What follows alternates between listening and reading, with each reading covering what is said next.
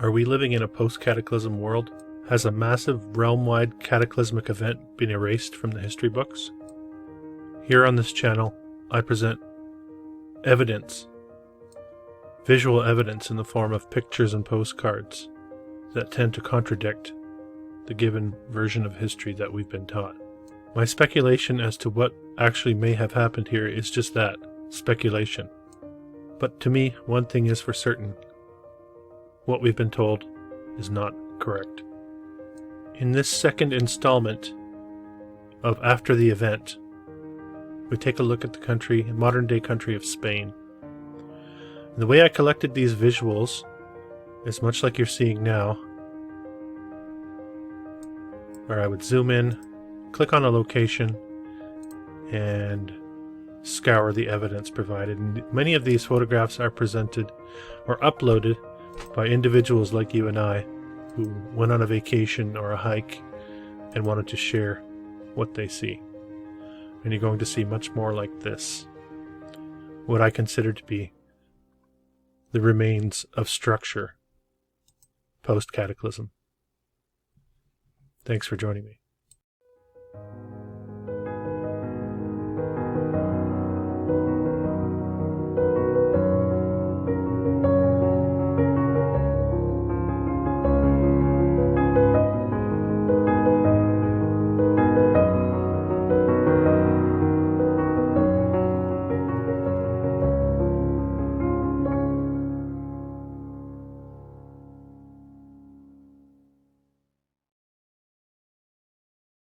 I submit to you that what you find when you dig into the history of these places, in this case Spain, is really just a long-winded fairy tale.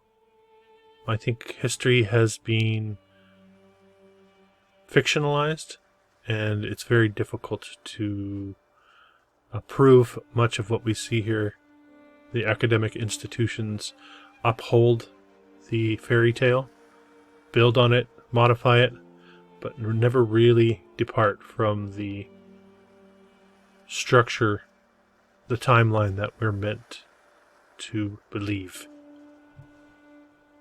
When we get the fairy tale story of millennia-old castles such as this, having been built for fortification purposes upon limestone outcroppings, the story becomes a lot more difficult to swallow the more you take in examples of this architecture and what we sometimes call geology. The hypothesis here being that what we are witnessing in photographs such as this are the remains of past structure beyond our comprehension. And just because you can't comprehend it doesn't mean it didn't happen. A lot of people need to fill the void before discarding the fairy tale. You have to be okay with not having to fill that void. And we have so much evidence of these types of structures, as you can see, built upon a ridge. And they really are the world over, and the point of this series is to isolate them by country because there's just so many.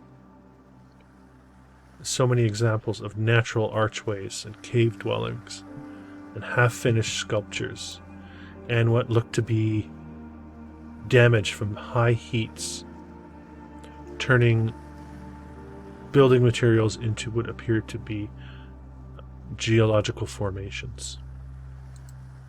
And what do I mean by building materials? Where there's a lot of examples here in Spain. If we look a little closer at this, at first glance it looks like much of this was built with a shale type of rock.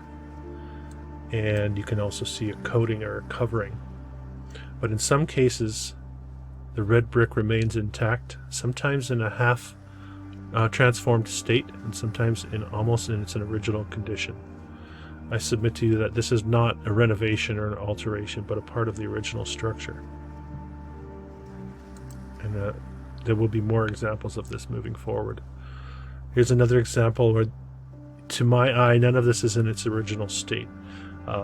Colors have been leached out of the building materials. They've transformed in shape, sometimes to the point where they appear to be a single blob. with very sloppy grout work in between the cracks. You get a lot of structures like this. Again, we zoom in and what do we see? Mixed medium. You get the big stones on the corners, what appear to be some sort of facade stone. And beneath that, in some cases, you have red brick.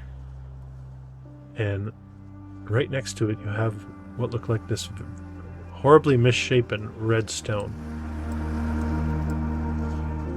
So it's completely illogical to believe that this was constructed out of these building materials in the state that they appear to be in the modern day. Logic dictates that this would have been built with a uniform building material,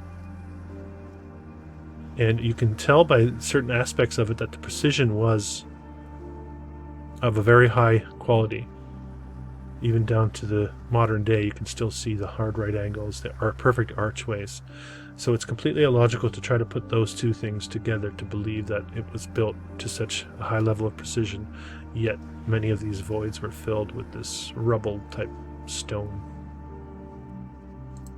And some people will say, well, that's just an alteration handed down through time. You'll see enough visual evidence to contradict all of the triggers that we have been taught, that we have been programmed with. These are triggers. These are triggers to move you away from what your eyes are actually seeing.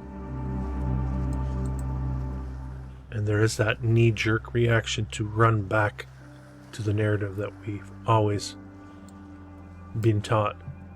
There's a good example as well. The roof lines and all of this maintaining some sort of shape. And we'll be told that it was dug out, except in this case it was built up. It becomes very confusing. So many examples of it, though. The Spanish history riddled with conflict between the Moors and the Christians. All of our recorded history, air quotes, has to do with conflict. Do you ever wonder why that is? Why have they bred the idea of warring with each other into our psyche?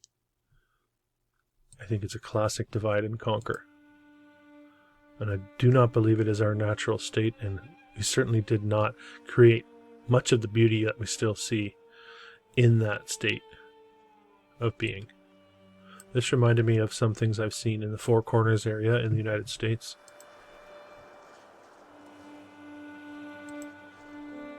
Here's another good example of the mixed medium. You can see portions of the brick in amongst the obliterated building material that is nowhere near in its original condition. And I think these were, after the cataclysm, these were inhabited, repaired in some areas. Roofs were put on, and they have been used as dwellings. But I think what we're looking at is the remains of something much greater. You constantly get the strange geology of these outcroppings, and the logic being that they built these towers and castles as a means of defense. You also have a lot of monasteries, cave dwellings. We're to believe that these people carved these perfect 90-degree angles in this rock. Where do these actually go to? What size of the rooms? You can actually see the dripping of some sort of substance that occurred in the discoloration, and it's evident in many areas.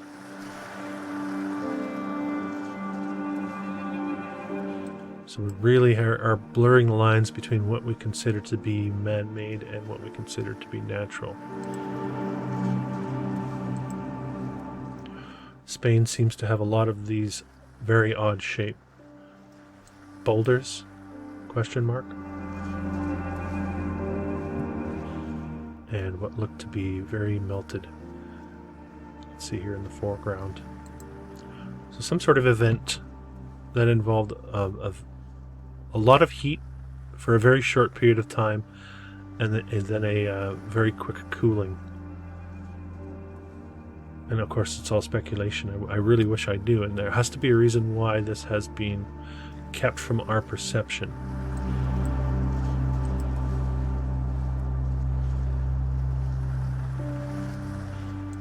of course, they went in and back-wrote history. So when you go back through your mind's eye, remember your mind's eye has been programmed. So they're telling you, they give you that timeline, the Dark Ages, before the Enlightenment, scientific revolution, the Industrial Revolution. Before all that, you had the Vikings and you had the Christians and the Muslims warring it out. Before that, you had the Romans ruling the world.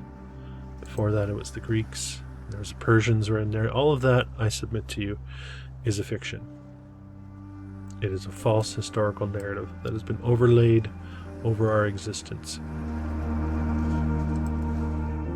And I do realize it is a very bold statement to make. But when you look at the visual evidence and you combine that with the mistrust that I have for many of these official institutions that laid bare the fact that they do not stand for humanity, they are anti-humanity through the actions of for the first half of the 2020s. I think it was all laid bare. It was made obvious to you. Consider it a gift, despite all the pain and difficulty that people went through. I consider much of that a great revealing of true intentions of this consciousness that has been steering our existence.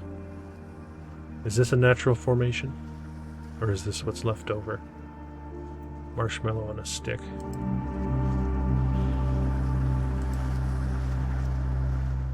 This is a painting of the Visigoth king Roderick before they went to the Battle of Guadalete.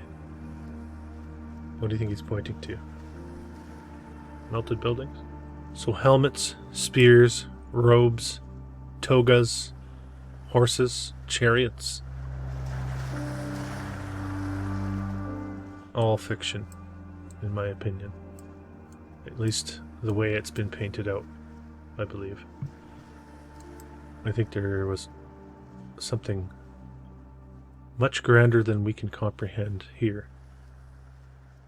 And we are witnessing the remains. And in some cases, these remains are intact.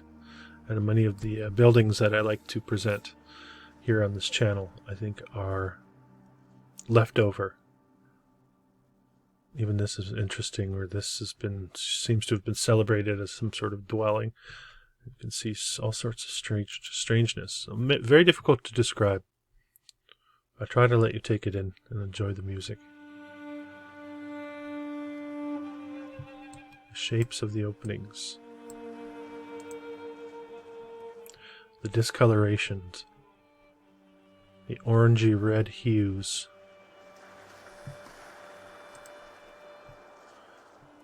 What would be the purpose of building this structure? This looks like solid rubble, square or rectangular rubble tower. No purpose.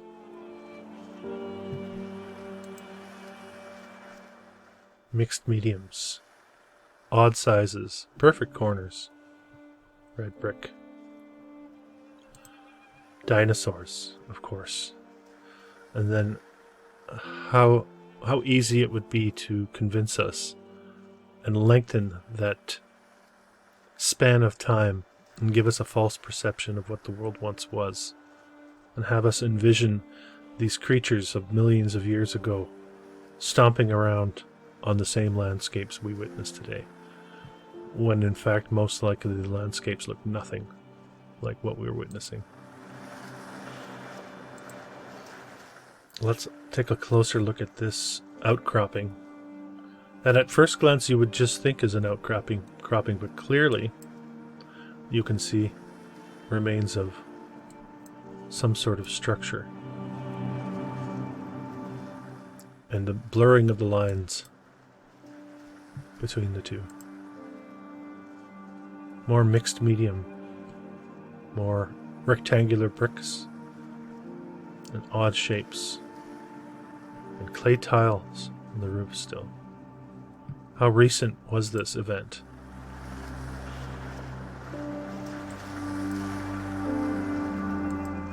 What was the Industrial Revolution really? Who took the reins of this realm? Is this realm a part of a larger realm, and are we isolated in a portion of a larger realm? And have we been convinced that that portion is the only realm? Another solid structure.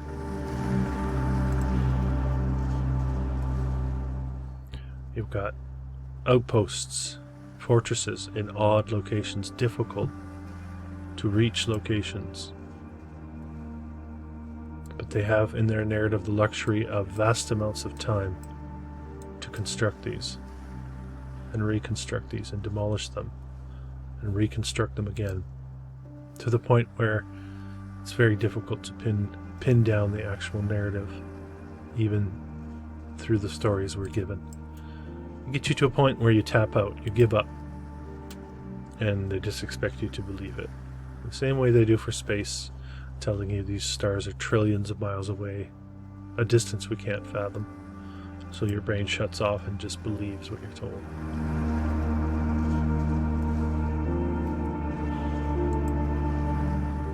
We've got dwellings and infrastructure melded into the countryside. Got large block walls built over very round boulder type shapes, all made to fit, and arches still standing after all this time. The quality of engineering in this construction is magnificent. To have withstood such a cataclysm and remained intact in many cases. Again, more mixed medium. Here we have conventional style red bricks, and we've got what look to be very flat, what they might call Roman bricks. And of course the aqueducts, the miraculous building of the aqueducts. Melting, all of this. Melting. Can you see it yet? Have you departed ways with the conventional historical narrative? Or are you still holding on for dear life? Is there any logic in carving out a cave this size at a rather precarious location? How did these steps remain intact? The level of engineering is off the charts. What would be the purpose to construct this in this ravine? Do you think the dog knows? Even in the foreground we have evidence of what looks like a rock wall leading to nothing but obliterated rubble.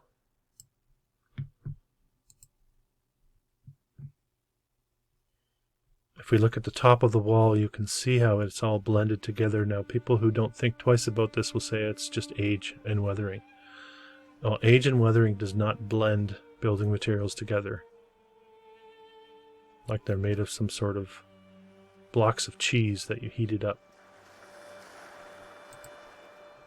Mixed mediums. Remains of a cataclysm. Some of it remain intact, but still changed, and some beyond recognition. And I could show you much, much more, but at some point I have to cut it off and let you do the discovering yourself. Does this one make sense? You've carved into the rock below the tower, and the tower on top was built along the rock line. It's completely illogical. Very familiar looking roof lines and shapes here. And what would be the age of this in our conventional historical narrative? You can see the blistering that's come right up the wall here. Well, it has existed since at least the 12th century. The fortress stands on a rocky crag and was declared a UNESCO World Heritage Site in 1985. Of course it was. And you could go on and read more of the narrative, but that's all it is just a story. Filled with strangeness. Filled with evidence. Your mind and your eyes need to reconcile what is being witnessed here.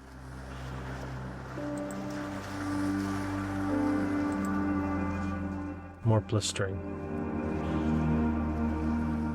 Even the very shape of the building materials themselves inconsistent. You have this patterning going on higher up, and as you get lower you have very odd shaped stones, and as you go higher you've got very accurate looking construction. You've got what they'll say are weather vanes or lightning rods or crosses, where we see the balls. In this field of research, we know about the exchange of energy, etheric energy, and of a civilization that once existed that made use of that energy. Very inconsistent building materials. And there are many examples, more examples than can be counted when you put it all together. Even at the very top here, we get some sort of brick coloring. Very uniform shape, rectangular, terraced rectangular, and then on the very top, some form of tower. Would have been an absolute nightmare to construct if you were the builder. Of course, they were not built in this fashion. These are the remains of a cataclysm, long forgotten.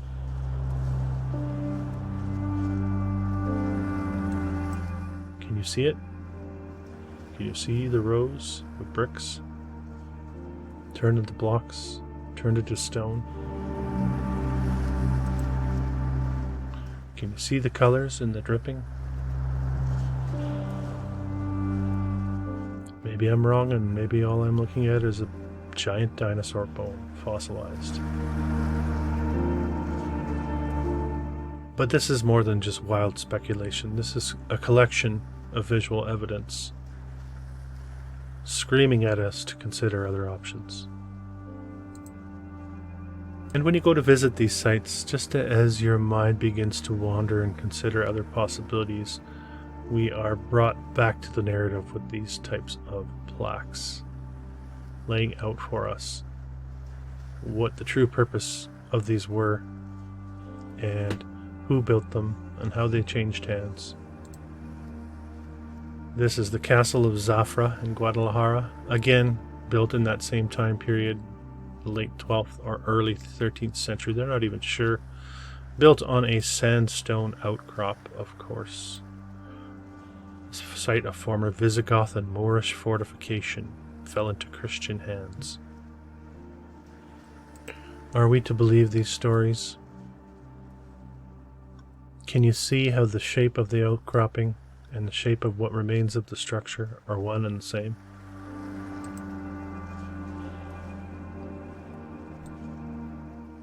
Are you ready to believe your eyes and consider what's most logical